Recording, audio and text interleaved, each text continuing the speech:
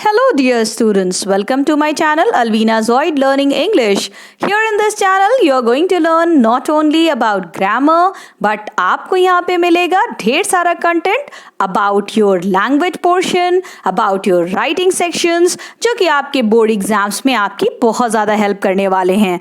Except this, आपको इस channel पे मिलने वाला है ढेर सारा content जो कि आपके competitive exams में बहुत ज़्यादा help करेंगे. तो चलिए देखते हैं आज का हमारा topic. What is that? Yes, it is report writing, one of the most important topics covered by class 11th and 12th. And ये एक ऐसा topic है जो कि हम competitive exams में भी बच्चों को देते हैं. तो देखते हैं कि report writing exactly होती क्या है, report writing में आपको कौन कौन से points को ध्यान में रखना है, आखिर एक essay और एक report में difference क्या होता है. So let's see that what is our report. A report is a piece of writing which describes the past incident, accident or happening in a formal manner. ये तो थी एक इसकी फॉर्मल सी डेफिनेशन, लेकिन अगर मैं आपको इसको एक डिटेल्ड मैनर में समझाऊं तो ये बहुत ही आसान होता है कि रिपोर्ट वो एक रिटन कंटेंट है जिसको हम एक पास्ट इंसिडेंट को डिस्क्राइब करते हैं.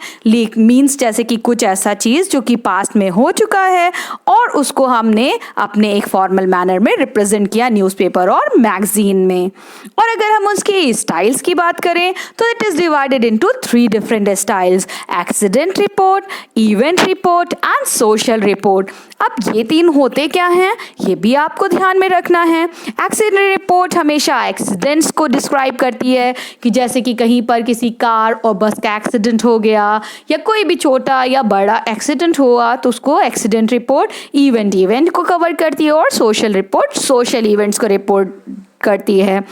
अगर हम डिफरेंसेस की बात करें, जैसा कि मैंने आपको इस वीडियो के बिगिनिंग में ही बताया था कि इस टॉपिक को आपको ध्यान में रखना है कि ये कोई ऐसे नहीं होता है जिसमें आप अपने मन से कुछ भी अपने थॉट्स, आइडियाज़ और ओपिनियन को डिस्क्राइब कर सकें, जबकि इस रिपोर्ट राइटिंग को आपको एक कंप्लीटली डिफरेंट मैनर में लिखना रहता है. So here we have the difference between report as well as a essay. Yes, as you people can see the tables given over here, मैंने आपको दोनों ही पार्ट्स को 2 डिफरेंट सेक्शंस में डिवाइड करके रिप्रेजेंट करने की कोशिश की है.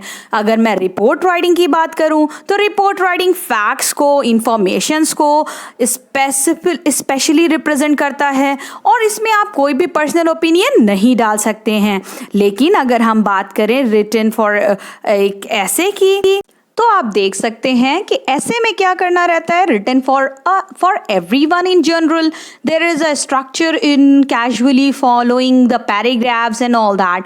लेकिन जब आप एक रिपोर्ट राइटिंग लिखते हैं so you need to be very crisp, clear, using pointers, numbers, headings, sub headings.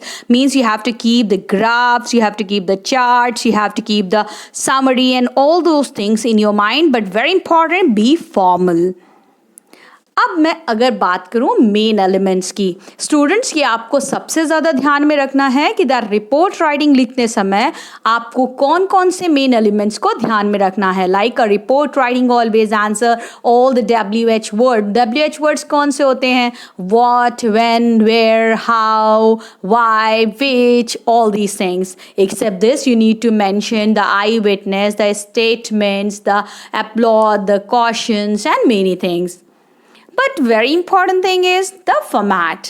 Yes students, आप format को कैसे भूल सकते हैं? एक रिपोर्ट राइटिंग की सोल होता है उसका format. अगर आपने format गलत कर दिया तो फिर आपको कोई भी अच्छे मार्क्स स्कोर करने से बिल्कुल भी मीन्स आपको अच्छे मार्क्स कोई भी नहीं दिला सकता है. So you need to keep the format of this particular writing section in your mind very nicely as I have given to you people over here.